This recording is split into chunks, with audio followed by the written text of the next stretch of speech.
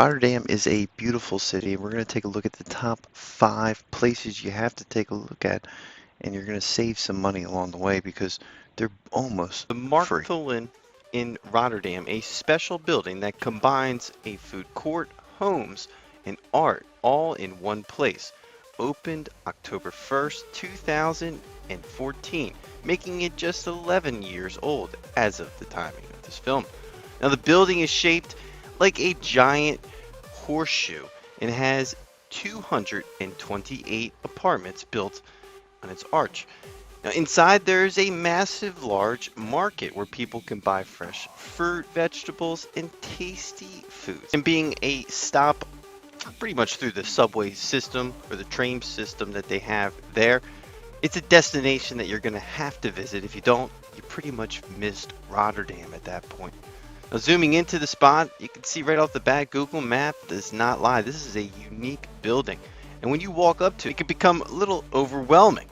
You definitely find yourself looking up at the artwork when walking into the building and when you're finally inside. One of the most amazing parts is its ceiling that features a huge artwork called the Horn of the Plenty. That was created by an artist, well, two at the time, and is a colorful picture of giant images of fruits, vegetables, flowers, and insects. Now, just like my golf reviews, we're going to dive into the history, but when in Rome, or at least Rotterdam, you have to have certain things. So one of the must stops is this location here. Grab yourself €3.50 and you'll end up having a meal that is a staple for Rotterdam, the herring. Now there's also plenty of other options to choose from, and if you find yourself, you can even get some free samples when walking around. At night, the market closes and it turns into a lively restaurant. Now overall, this is a must for anyone at least day tripping the place, or 3 or 4 days. You might find yourself here every day. Now, in order to understand this location, we got to go back to the history. What was originally here? Well, it was built on a home, houses, and an old school. During the construction, workers discovered also an old farm from the 10th century built underground. Some of these ancient remains are now on display inside the building for visitors to see. I missed that. I would have filmed some of that. But nonetheless, this place is just not a location to shop and eat. It is a piece of art and history, and it's really not that old, making it a must-see for anyone in Rotterdam. Now, have you visited this place? Can you provide any information that we might be missing? That would be very helpful. That's what we're trying to do. We're not experts. I just swung through this, and we're trying something different. We like to do golf reviews. We like to talk about the history of golf courses, but we also like to have something delicious to eat. And anything that is an extremely amazing architectural design, well, we got to go take a look at it and maybe even do a quick video on the history.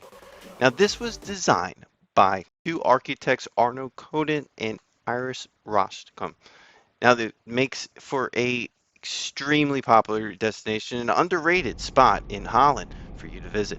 Get on the trains here. You Take a look at our next must-stop destination in Rotterdam. That's because it made it through the war, and it still remains a popular destination for everyone. And if you're walking around Rotterdam, you might just run into it. Outside the train station in Rotterdam is the Laurenskerk, the St. Lawrence Church, the only medieval building that's still standing in Rotterdam. It's because the war played a big factor in most buildings being disappeared, really all of them. Between 1449 and 1525, this was built, the beautiful church, and is the city's first all-stone structure. Originally a Catholic church, it became Protestant in 1572 during the Reformation. Now, during World War II, May 14th, 1940, the church was heavily damaged in bombings that you saw earlier in the video, and leaving only the walls and the tower. Now, despite its plans for demolition, the church was restored as a symbol of Rotterdam's resilience. Now, Queen Juliana faced the first stone in 1942 when it was reconstructed and completed in 1968. Today, the church is a place for concerts, exhibits, and community events. It houses the largest organ that will have some music, because I was lucky enough to go in there, where there's 6,600 pipes featuring bronze doors.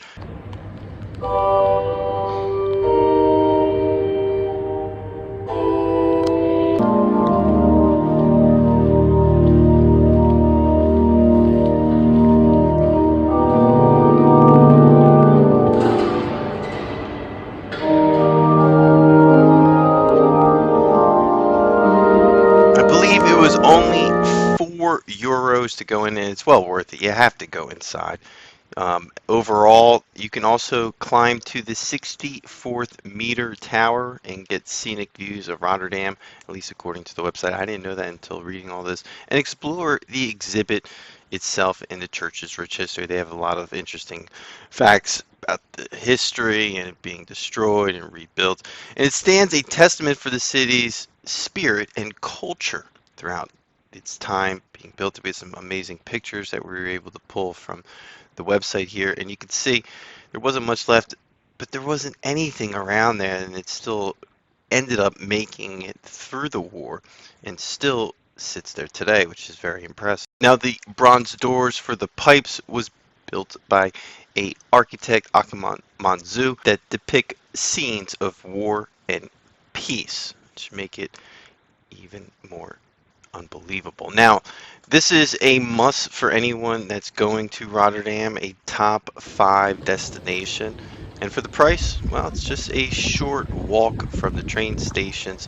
Make sure you grab yourself some good food and enjoy yourself there at this wonderful location. It's also next to the food court, so you can get everything you need. Would be adding the cubed houses a must visit when going to Rotterdam. But did you know for a cheap price you can actually walk in? Let's talk about Or it. a must destination for anyone traveling to Rotterdam in the Netherlands. They are a group of special homes that look like tilted cubes and was designed by architect P. Blom between 1982 and 1984 when it was completed. Blom wanted each home to represent a tree, and together they would form a forest in the city. Now you can find this just right off the metro station, so it's an easy stop on your destination through Rotterdam. Now, each one of the cubed houses have 3 floors. The first floor is a living room and kitchen. The second floor has bedrooms and a bathroom, and the top floor is a small room with a window all around it. We'll have some pictures of those, offering great views of the city. As regards to the engineering parts, the houses were built on concrete pillars, allowing each person or people to walk under beneath it, which is interesting. This design helps save space in a busy city and also a busy area because you're right next to the marketplace where you can get some unbelievable food. You're gonna have to do that and then walk on over here. Now, one of the cubed houses is open for visitors as a museum and has 2 different names, but known as the Show Cube or and Kick Caboose. Now, here you would be able to see what it's like to live in one of these unique homes in the Netherlands. Now, the cubed houses are located near the block train station, which is pretty much the metro hub when you can get in and out of different train locations throughout the city. Now, it's a popular spot for tourists for photographs because of its bright colors and unique shapes, obviously.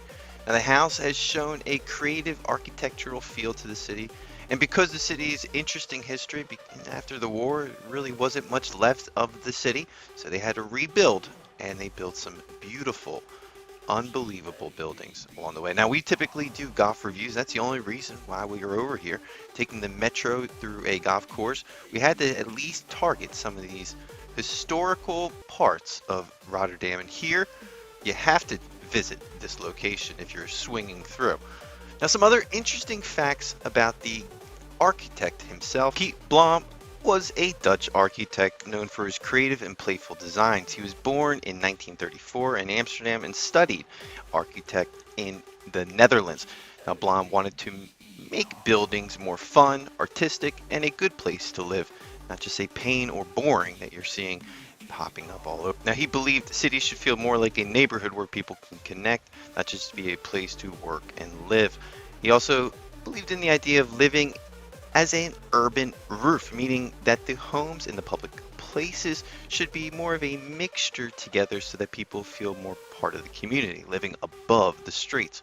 Now, another famous project that he put together was a group of raised houses that was designed to make it feel like a little village. Now, that was in another part of the Netherlands. As we head on over, you have to stop over to the train station, the central station, with some great history at number Rotterdam 2. train station is the main train station in the city of Rotterdam. The first version opened in 1957, but the new modern building that you're seeing today, well, that was built in 2014. I was fortunate enough to visit Rotterdam, and if you're going to get there, you'll have to probably go through the train station. And it is one of the nicest train stations I've ever been to. That makes me want to do a video on it. So we're going to talk about this station, the history of it, what was there beforehand, the 1957 building, and even a little bit before, and how they used the lettering from that building to the modern building that you're seeing today. Even a little bit before that, we have some pictures. But until then, let's dive into the station known for its cool, futuristic design. The roof is shiny and points out in a arrow, making it very welcoming to people into the city. And it also made of solar panels, over 100,000 of them, that is, making it one of the greenest train stations in Europe. More than 100,000 people pass through Rotterdam Central Station every day. Inside, you'll see cafeterias, cafes, and even art design. Now, the station was rebuilt to handle over 320 passengers a day in the future, so it's ready for growth, even more trains. It has high-speed trains all over the place, and from cities from Brussels, Paris, and it can go over 186 miles per hour when on those train tracks. Now, there's two sides, there's two styles. The train station has two entrances. You have the front side, which is a sharp, modern look with its pointed roof, and then they have the back side, which is a neighborhood side. It's more relaxed and green and glass. Now, the station also has a natural light that comes through, saving it energy. And there's a clock in the middle front of the station, just like the original one from the 1950s. Inside, you can find artwork of the old photos from the station and the history of Rotterdam in the old station. Now, Rotterdam has a giant underground bike garage as well, where it can hold over 5,000 bikes at the time, and is perfect for cities where biking is very popular. You also have the metro connections and the rammed connection here, so it's not just a train station. Buses, you can get really anywhere from that destination if you can get to Central Station. Now, the nickname from some locals has been changed over the years, but recently is called Station Capsule because of the roof shape. It looks a bit like a metal container on a popular Dutch fast food dish called kapsalon. Now, the architect that helped design was a group of three architects firms, Bentham Kroll, MVSA, and West 8. Their mixture of old and new style has created something special for years to come. And it's a modern train station that you can get to stations that I just showed you right there. Now, number 1 is an easy one. It's just get out there and take a walk. It's free, it's affordable. Get some coffee or espresso or beer, whatever you want, and enjoy yourself. Just watch out for the bikes. They do not stop. It's just like in Amsterdam. You could probably get knocked out by one of these things if you're not paying attention. But there's a lot of uniqueness to Rotterdam that you don't get. Make sure you get out there and enjoy a walk. Walk 10 miles if you're going to go enjoy yourself here. It's free, it's affordable, and it ends our list here as our number 1 thing to do in Rotterdam. Just walk the streets, enjoy yourself. That's going to do it for our list. If you have any other thing you want to add, make sure you add it down below here to the Professor and Independent Golf channel focused on fun, affordable golf in your area.